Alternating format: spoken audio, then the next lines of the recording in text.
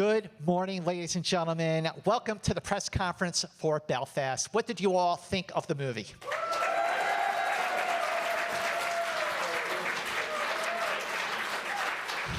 My name is Scott Mance. I'm very excited and very honored to be moderating our press conference this morning. Before we get started, just want to take care of some housekeeping rules. First of all, thank you all for joining us today.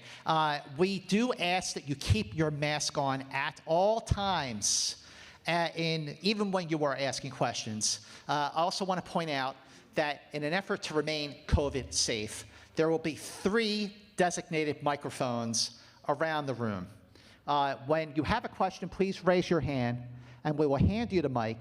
And when you are done with the question, please give the microphone back to the person who gave it to you so we can sanitize the mic and give it to the next person. Really, really appreciate your help with this. So without further ado, let us start our press conference for Belfast, which won the People's Choice Award just recently at the Toronto International Film Festival. Please welcome to the stage as Pop, Ciarán Hinds. As Buddy, introducing Jude Hill.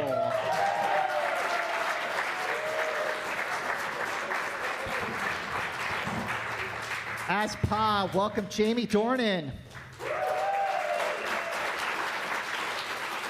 As Ma, Caitriona Balfe. Ladies and gentlemen, please give it up for writer-director Kenneth Branagh.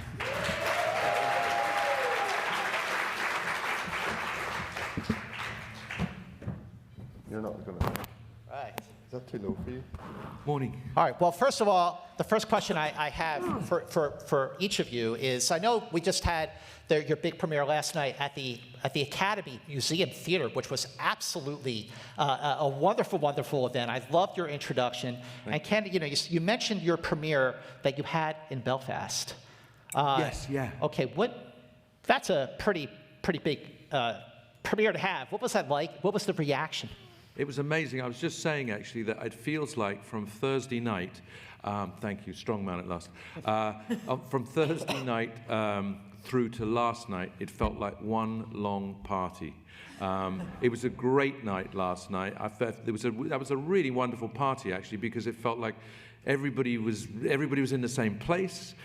Your man gets up and sings, which is a big surprise and a brilliant thing, And that was like a sort of sense of the atmosphere, to answer your question, back in Belfast, where 1,400 people watched the movie in the Waterfront Hall. That's so many people, isn't it, to see a film together. There was a lot of people last night as well. Both of those experiences of us all being back together watching movies that get you, as it were, up on your feet and reacting was really amazing. And for us who were going home in various ways, to have the reaction of the home crowd was electric. It was an absolutely electric evening, very, very emotional, very emotional. I've struggled to say much for a while, but everybody was there, and Van Morrison was there, and every kind of community group was there, and it felt like the city was right behind us. And when you think of the story of the film, and frankly, I still get amazed to think of coming from those streets and ending up here and ending up where we were last night. It's sort of surreal, unbelievable, beautiful, and I was very glad to be with you all last night, just, kicking it up. It was great. It was great. Caitriona, one of the things that really struck me the first time I saw the film at the Telluride Film Festival, which I believe was the world premiere for the movie, Correct. is the warmth, the family. It feels so genuine and authentic. How did you all bond to feel like a family? Well, it was very difficult. No, I think sometimes there's just an alchemy and a magic that happens, and I think it's down to Ken creating the space for that. One of our first days, Ken had Judy, Ciarán, Jamie, and myself in a room. And you asked us questions about our childhood, about our parents, our grandparents. You shared a lot of stories, and that very quickly got us all just to know each other on a very intimate level and on a very personal level. And I think that really broke down any kind of, I mean, for me, I was very intimidated walking into that room, but, very quickly everyone sort of got along and knew each other on a very kind of real level. And I think that starts everything off on a very open kind of playing field. So it just continued from there. Jamie, I want to ask you, that you started filming this movie in September of 2020? August. Okay, August of 2020. Yeah. So what were the challenges, the acting challenges for you and for everyone in the cast to make a film during a global pandemic? Yeah, listen, it's not easy. There's a lot of protocol that we had that was unusual and alien to all of us, getting COVID tested every day, having this strange one-way system on to set, and like each sort of department would get their time, the sound would get their moment, and then the props would get their moment, and everyone was just coming in this sort of like in phases. It was very strange. But I think the overriding feeling for all of us was that we were so fortunate to be making something. We were all sitting around really clueless as to when the next job was going to come, and nothing was shooting. We were the first out of the gate in the UK, particularly. So we were just felt lucky to be employed, let alone employed on something that is so was so meaningful to me personally, certainly, and to all of us, and with such an incredible piece of work for us to play with. So that was the overriding feeling, and you were just happy to do all the protocols and keep everybody safe, because we were felt so fortunate to be there to be able to tell that story. Hi, Jude. Hello. I'm going to say something to you that you're going to hear a lot. You were awesome in this movie. Thank you. How did you find out you got the job? Well, I remember when the email came through, I ran around my house screaming for about 5 minutes. And I didn't even get halfway through the email, then I read it all, and I found out who would be in it. And I was amazed, because my mum and dad knew all these actors, and I knew some of them as well. And it was just crazy. Which ones did you know? Yeah, it was just crazy. Ciarán, what impressed you the most about Jude? This is his very first feature film.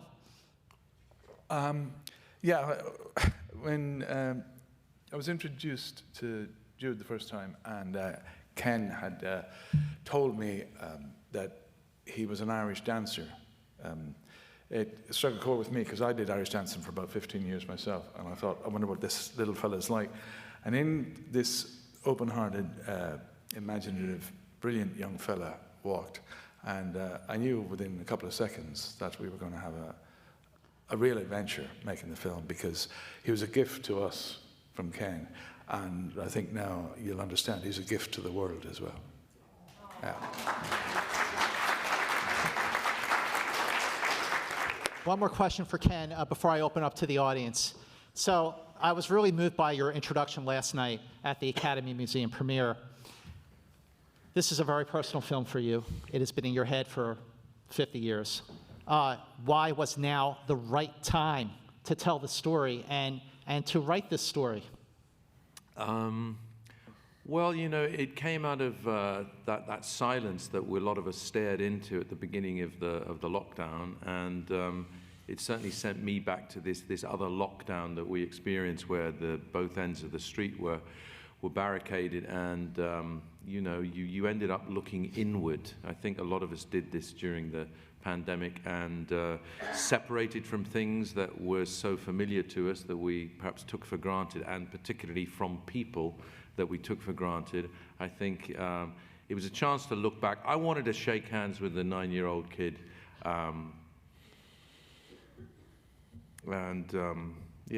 Yeah, and also try and understand what my parents had gone through. I think that people, in this pandemic, a lot of people made enormous numbers of sacrifices, and I think in this time and in these communities people did.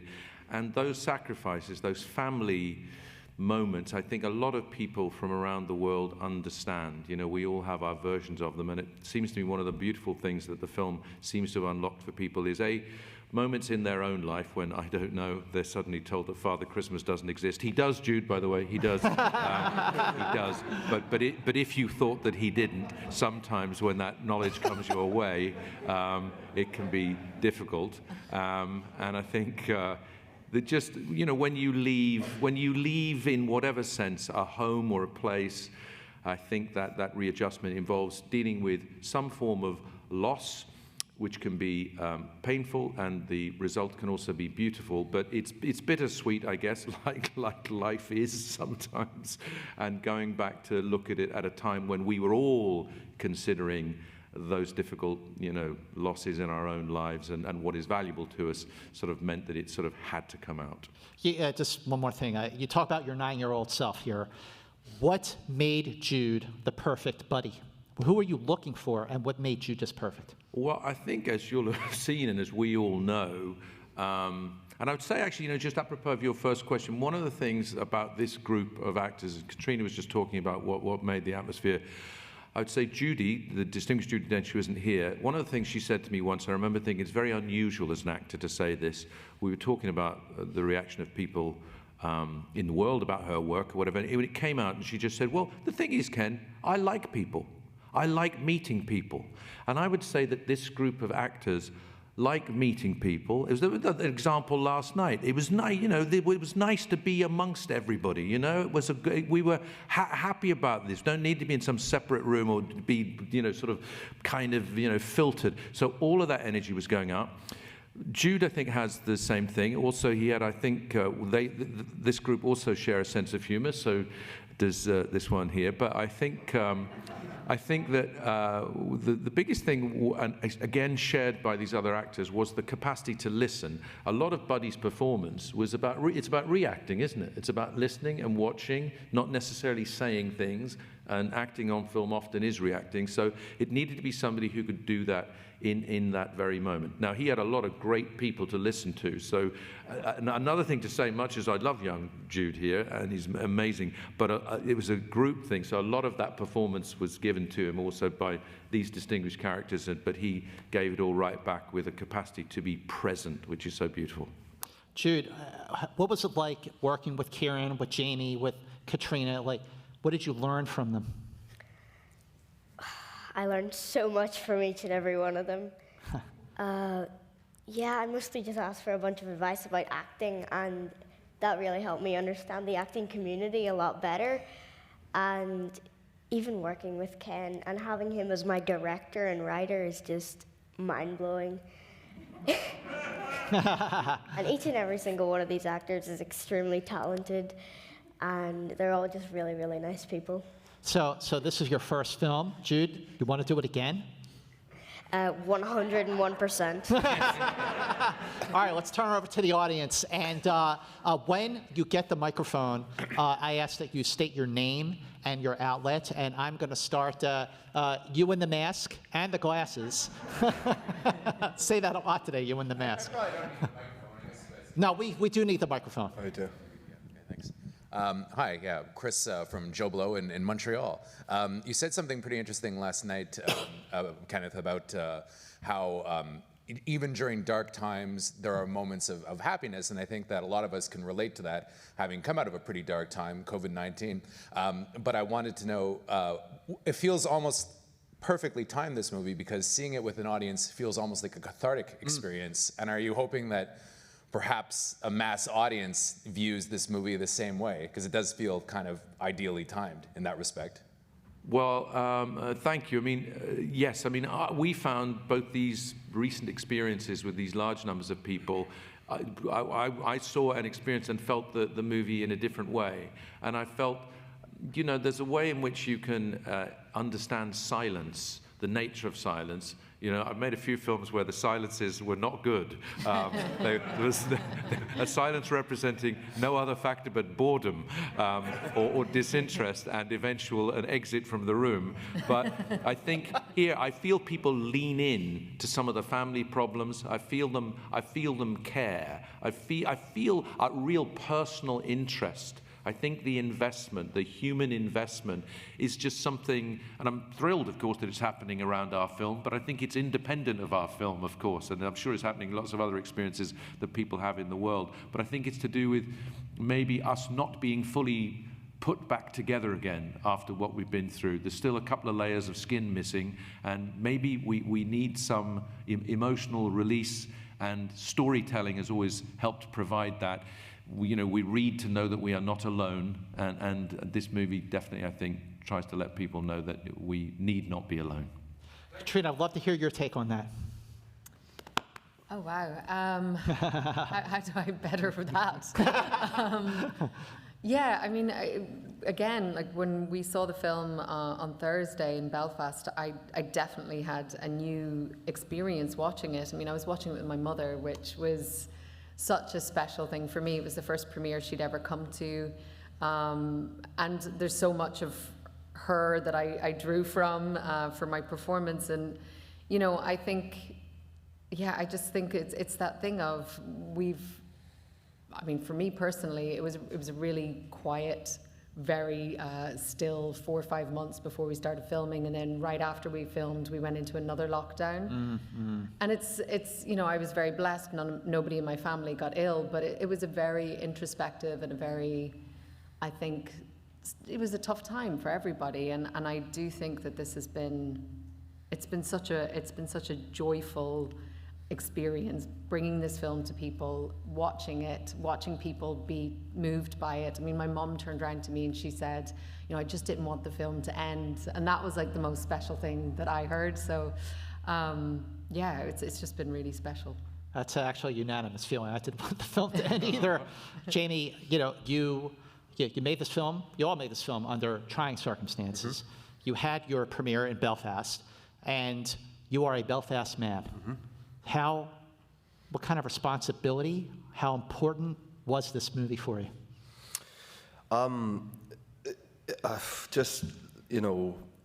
Couldn't be, we've taken this film to many parts of the world. We've screened it very successfully. The response to the movie has been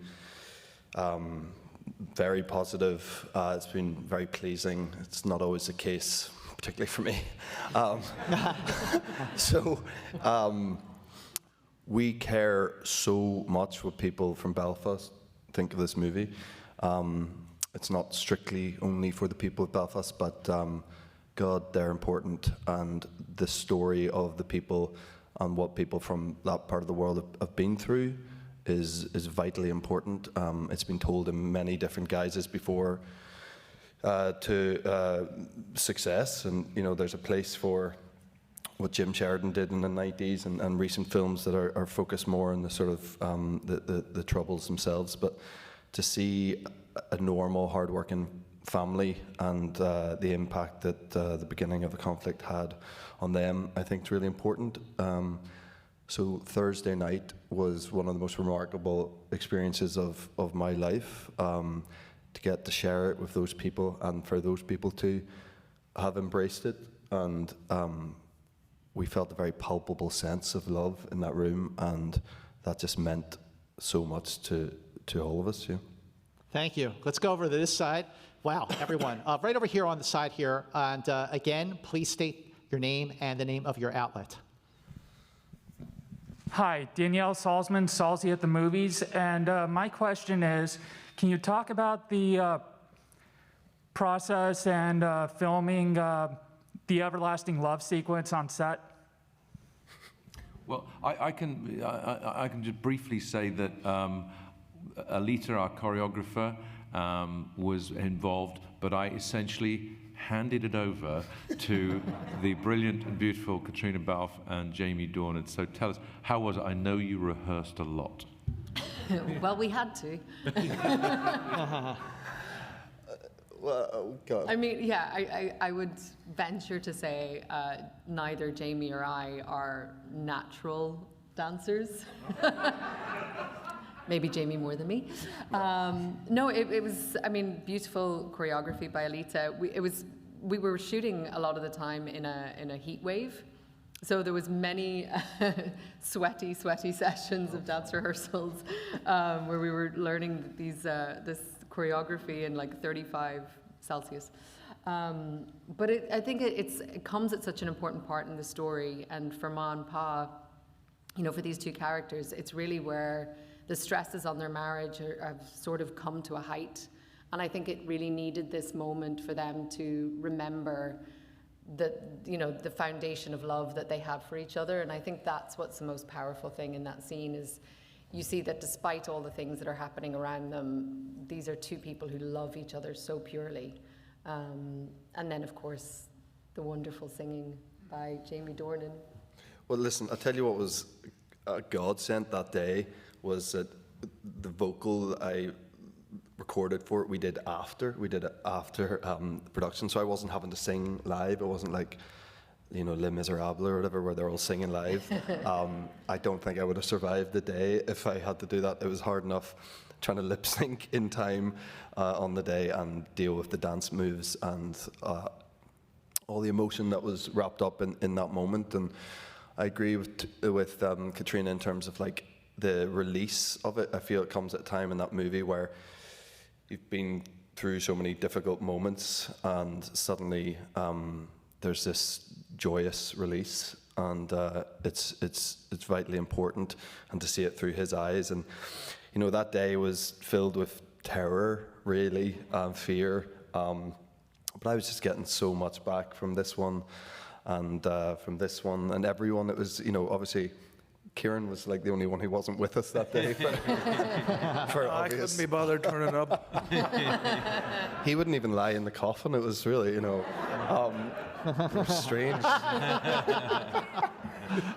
But it felt like, you know, bar Ciarán, the whole gang were there, and it was very special, and it will be a day I'll never forget that day. You know? Do you remember there was when we were talking about what was underneath it as well? I remember what came to mind was a volume of poetry by D.H. Lawrence, and it was a series of short poems that were written after he eloped with Frida Weekly. She had children. She left her children. It couldn't have been more difficult. And this very simple but beautiful, at least to my mind and ear, volume that they wrote. And I remember talking to you about this, about what should this look be when she looks back to Pa. And the title of the volume was "Look, We Have Come Through." And for me, that was what, you know. Yes, it was a pop song that they danced to, but it was about, you know what, I think we got through this next bit. Look, we have come through. And what was great about these two was you could have them in a sweaty chapel for 4 weeks rehearsing, but also talk about notes like that, and they could do both. So they do all the jiggling and joggling. But I really think there's a couple of looks in there between the pair of them that go so deep in terms of understanding that it matches it isn't just, as it were, the power of cheap music, as some people would put it. It's just a connection to the depth of the relationship. And it was lovely to have actors who were responsive to both things. Let's go over to right over here. Hi, thank you. Chuck Kaplinski, WCIA TV, Real Talk with Chuck and Pam. Gary Cooper is my favorite film actor of all time. Thank you. It was great to see him on the screen last night and the way you used him. If I had the opportunity to make a film about a section of my life, I would only hope it would be half as beautiful as what you've all accomplished. Thank you. What you've done has given us a real gift, so thank you. Thank you. Thank you. Mr. Branagh, what happens next? How did your family adjust to the move? We know what happened with your life, but how did your family, your parents, deal with the move and the adjustment, and your brother as well? It was tough, I'll be honest with you. It was tough. I think that the sacrifice that Caitriona so beautifully describes in the scene on the bus had its impact. I think that the first part of life was the illustration of the idea that it takes a village to raise a child, and then the village wasn't there. and safety was there, protection from violence was there, and economic opportunity was there. But I think it was tremendously hard for everybody. And one of the reasons that, it's such a stupid and obvious thing to say, one of the reasons to do the film was we never, ever talked about it. We just didn't. They were so certain, they so wanted to make the sacrifice work, you couldn't look back. Plus, an Irish thing is don't dwell, don't indulge. Other people are always worse off. So forget about your suffering. It isn't suffering. Listen, you got a chance, you got a job, you got to go, you got out. She said go, and so get on with it. But 50 years on, I needed to. But it was tough for them. In the end, they had beautiful moments. But you give something up. There's no question. And what they gave up was significant. But they were very lucky and blessed in all sorts of other ways. Ciarán, I want to ask you, you were also from Belfast. Yep. So, I mean, the responsibility that you had, and also projecting a film that was about family, but also about what went down in Belfast in 1969. Yeah, when Ken sent me the script and I picked it up, and it just from, I guess, page 1, I turned over to page 2, and for some reason it started to go straight into my brain and my heart, because the rhythm in which he'd written it and what he was talking about, I had experienced myself in a slightly different fashion. But we grew up half a mile from each other in Belfast. I have a few years on him. But the connection to the material was kind of huge to me, quietly huge. I wouldn't go out screaming about it, but he just captured in his writing the truth of the situation, but placed into a kind of dramatic form. But it's as true as anything I would remember about filmmaking of Belfast. At the heart of the story, the love and the connection of the people was, to me, so pure that the least we could do was to do justice to Ken and to his family. Back to this side, right here, front row, blonde, with the mask.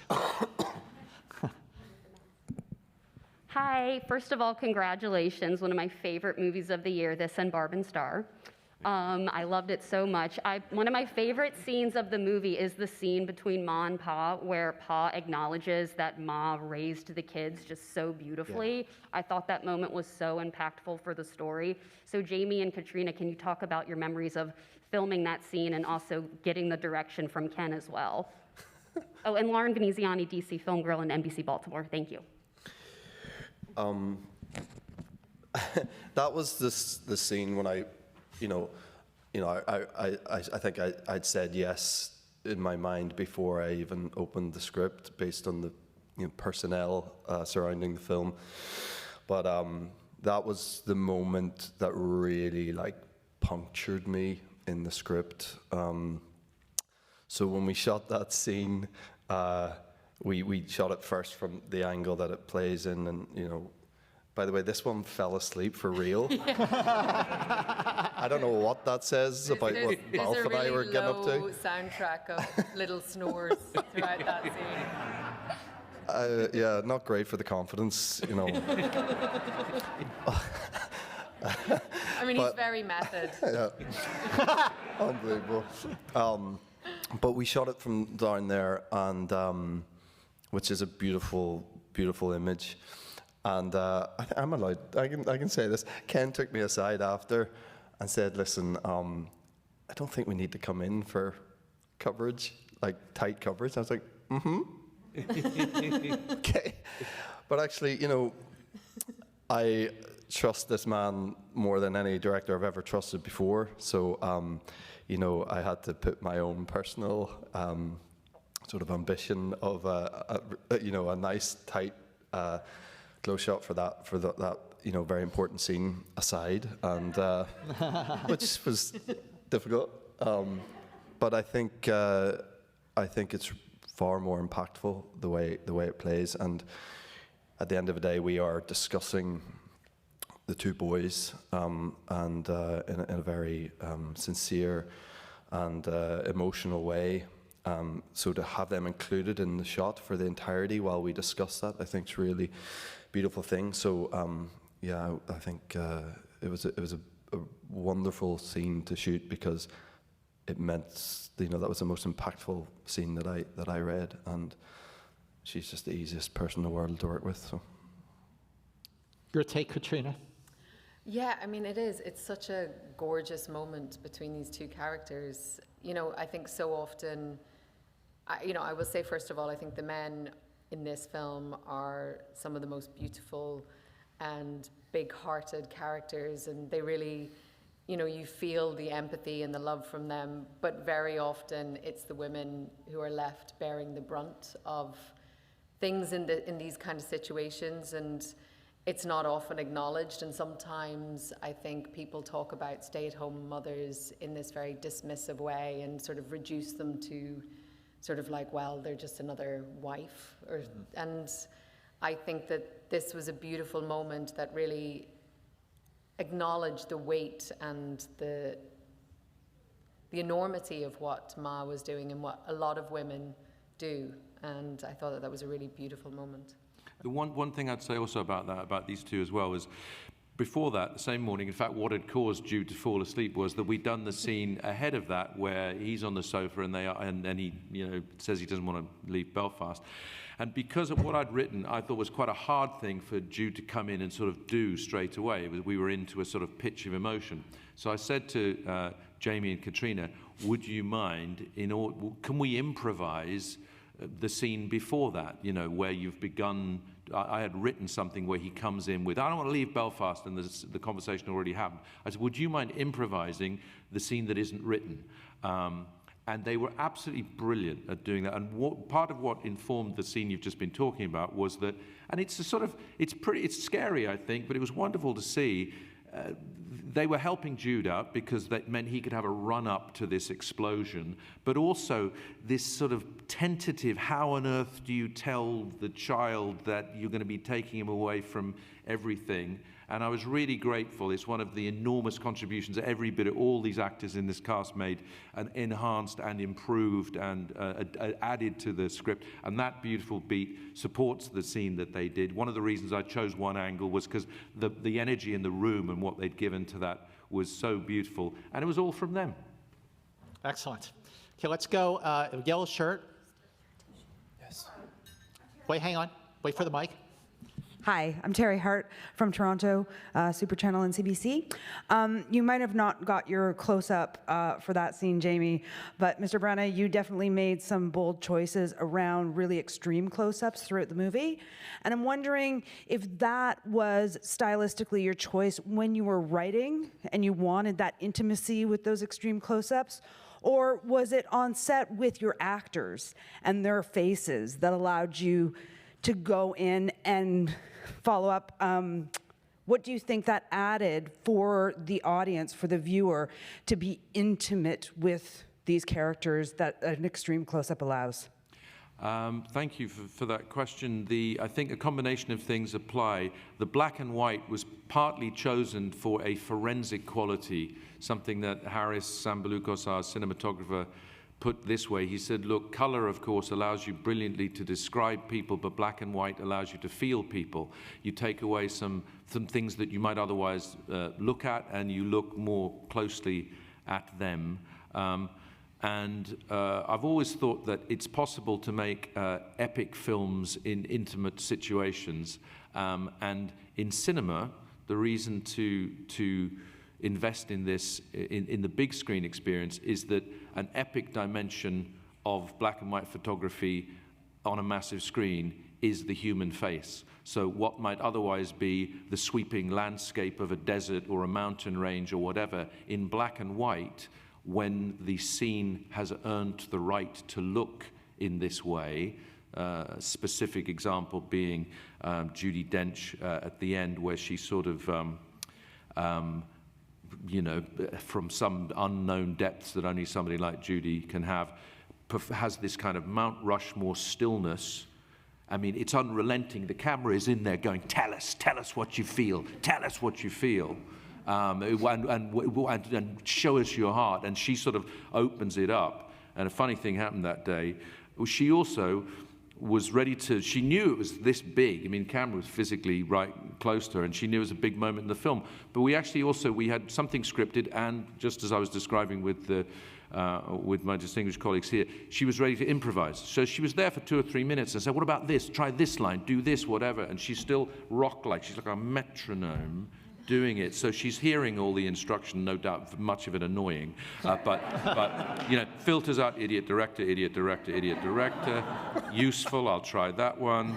Useful, I'll try that one. And then she finally gets these 4 lines and she says it. And I said, cut. I said, that's it. Hold on, Judy. I'm just going to go. I'm just going to go and check the thing. I put the headphones on. Listen. Okay, play that last one again. I went, no. There's something on the fucking soundtrack. What is it? What is that bloody noise? And the sound recorder said, sir, that is your intake of breath when she did it. Oh. And it was me going, because she was so bloody good. And I thought that one huge close-up of Judy Dench was an epic shot in a movie. Absolutely. Back to this side, right here. You, yes. Again, state your name and your outlet, please. Thank you. Good morning, Lonita Cook, KCTV5. My question is about drawing out the humor in the narrative.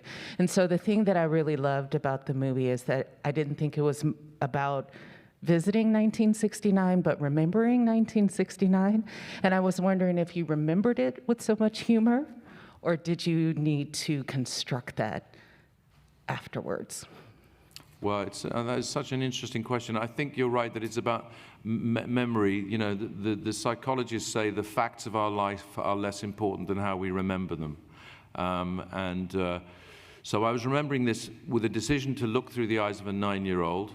I was remembering him from 50 years ago, and I was trying to sort of come to terms with a number of things, I suppose. But humor, interestingly, and the boys can possibly talk about, Ciarán and Jamie, I'd be interested to know if you could put your finger on what you describe the Belfast sense of humor is. But I did want to get that in there as what for me was always a coping mechanism, a sort of an undercutting, sometimes quite a. How would you describe the Irish sense of humor, if that's not a horribly difficult question? It goes against the grain, in a way. I mean, the idea of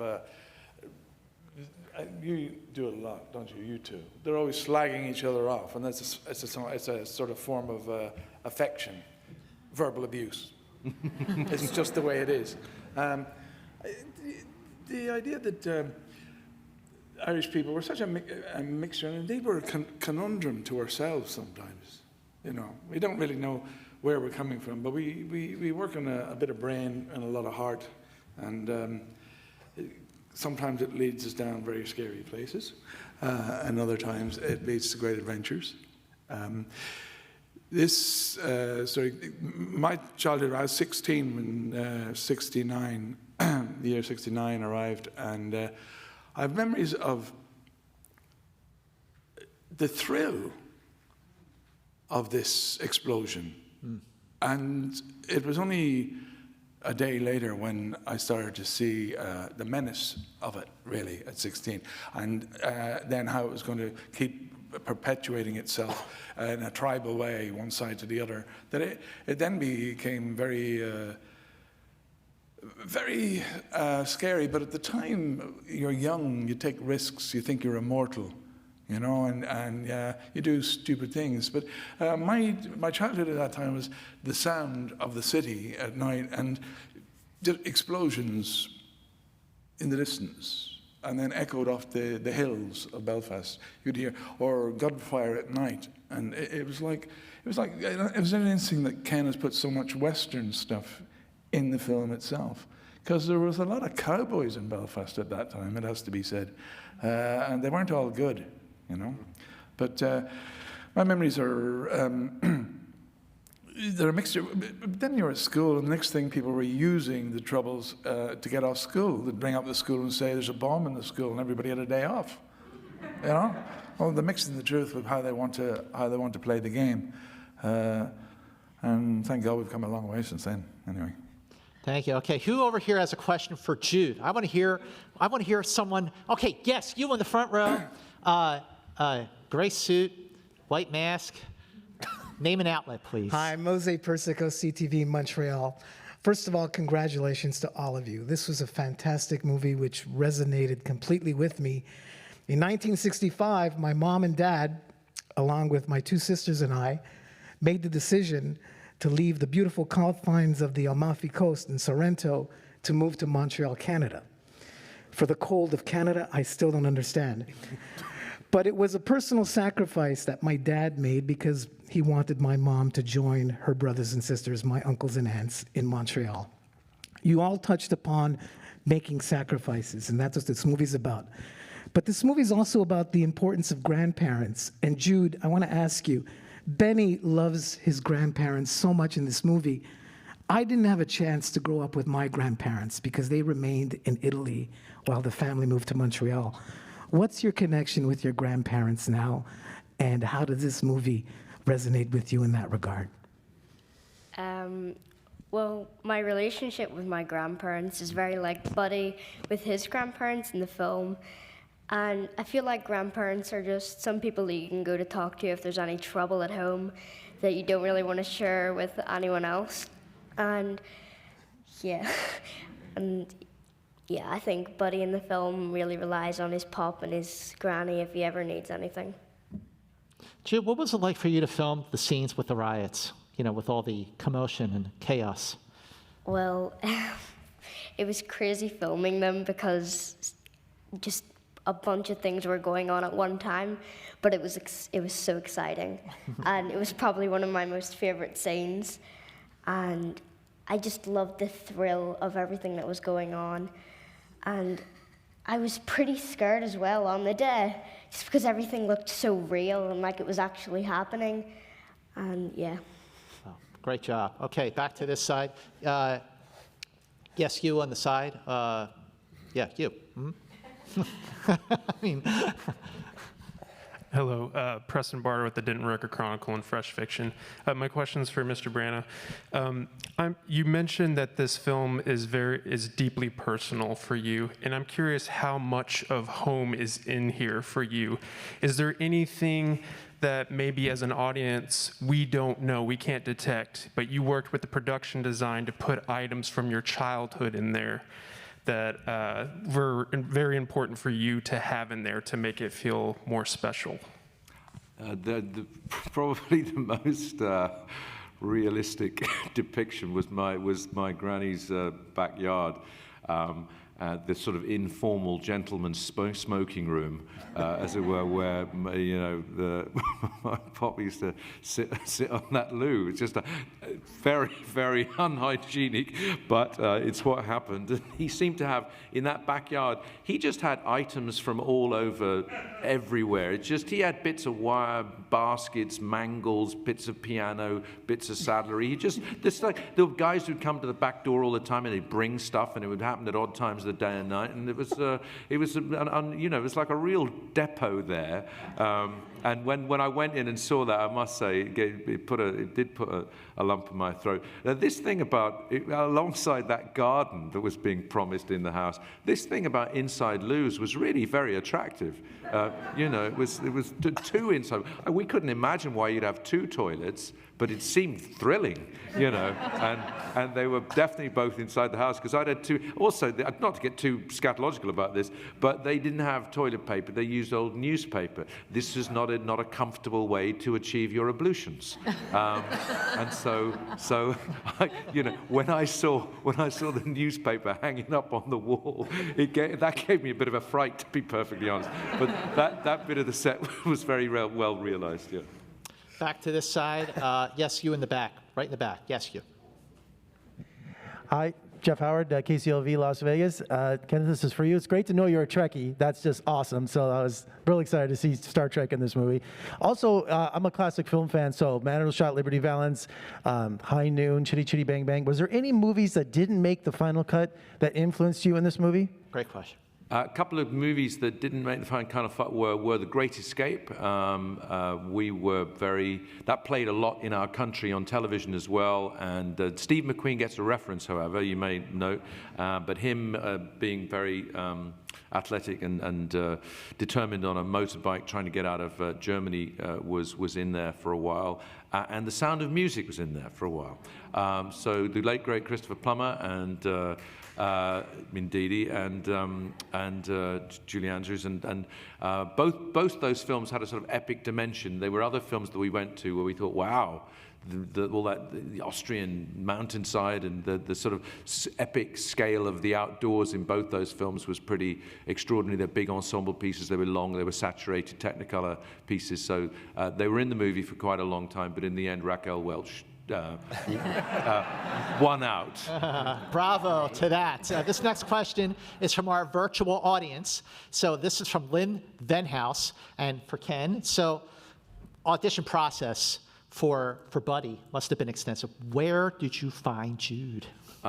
You may know that the North of Ireland has been, in the last 10, 15 years, a great centre for film. Game of Thrones was filmed in Belfast and all parts around, and many other great shows. So the casting infrastructure is incredibly complicated and impressive.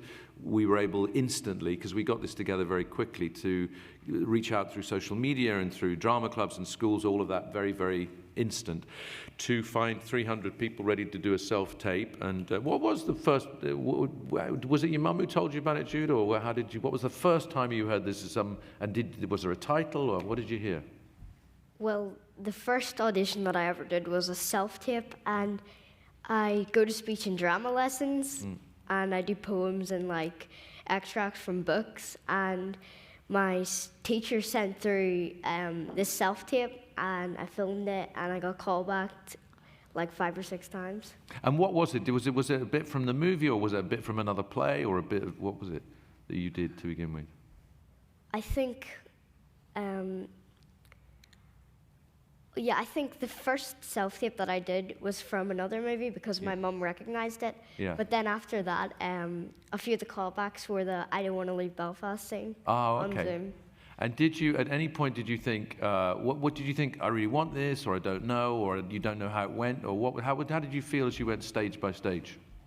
Well, as soon as I read what it was going to be about, like it was about Belfast back in 1969 and the Troubles, I watched a bunch of films and like YouTube videos to understand it.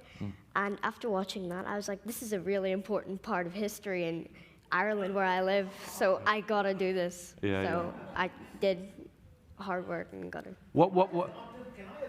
Get in line. What was the scariest part of the process for you, though? Was it right down the end when we all got together, or what was? Did you get sort of anxious or whatever, or were you always kind of feeling, well, easy come, easy go?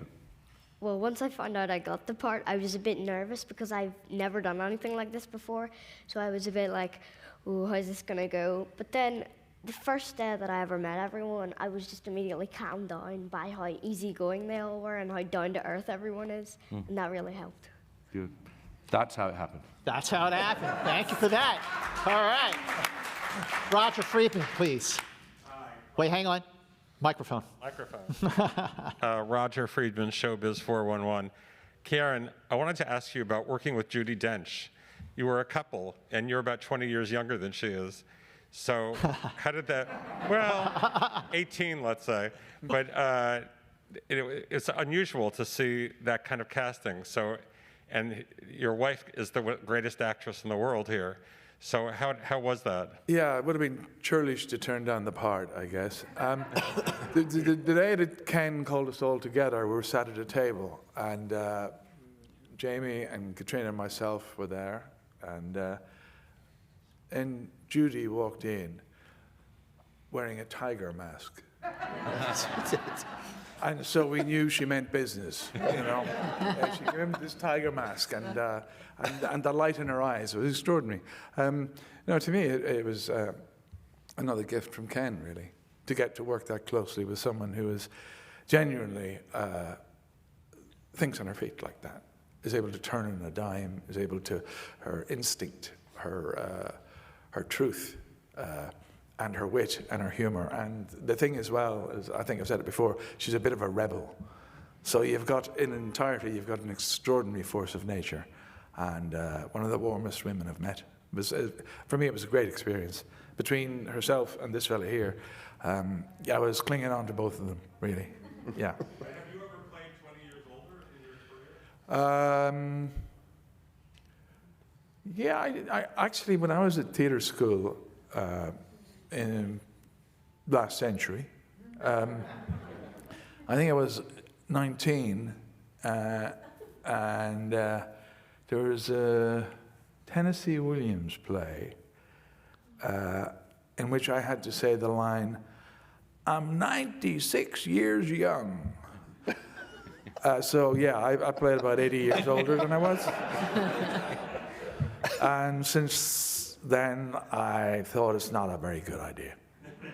Yeah, there you go. Okay, back to this side. Let's go, Jim. Hang on. Thank you so much. Jim Ferguson, I'm with ABC in Tucson, Arizona, originally from Chicago.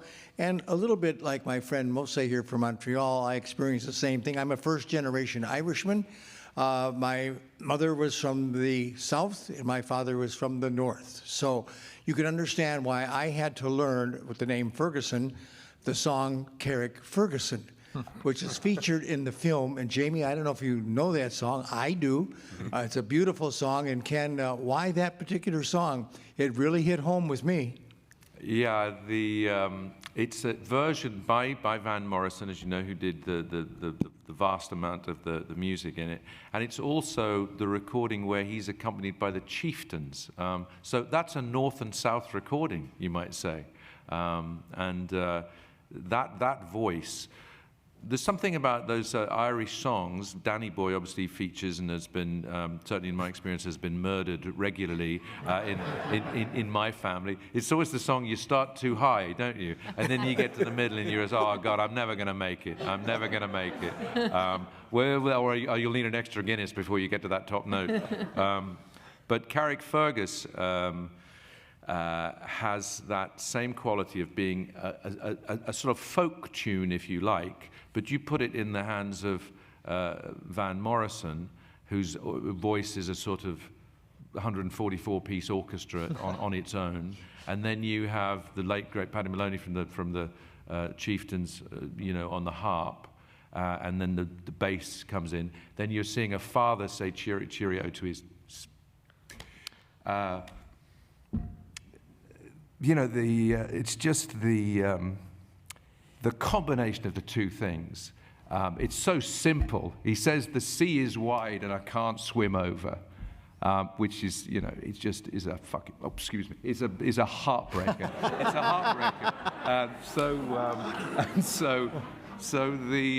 Again, some people, Noel Coward used to dismiss the power of cheap music, I think he called it, but when somebody, like these actors have done, when Van goes to the soul of a song like that, reinvents it, it's accompanied by somebody who also feels it, the DNA goes into the soil, and then you have a simple situation, man leaves home, boy at the window. I mean, how many of us, boys, girls, whatever, have been that figure at the window? It's a gift to the film, is what it is.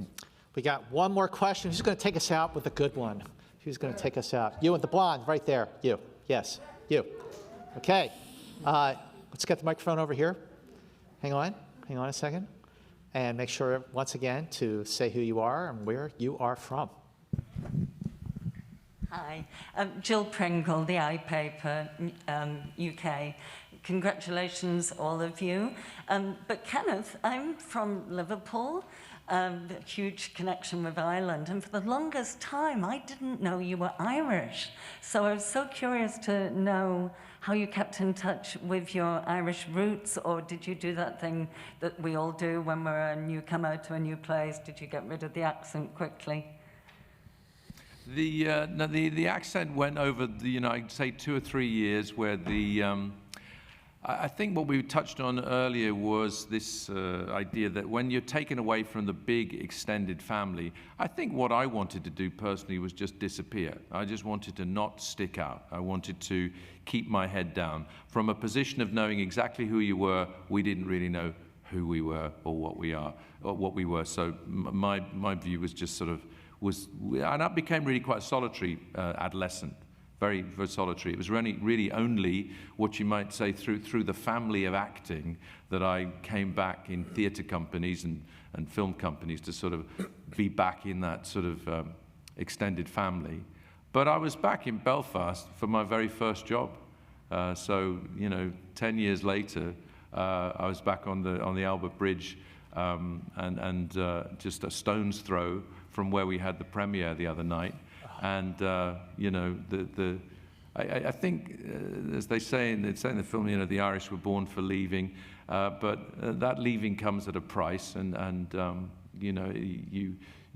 I most certainly lost my way for quite some time. I would say it took me a long way to find my way back home, and with this film, I did. Ladies and gentlemen.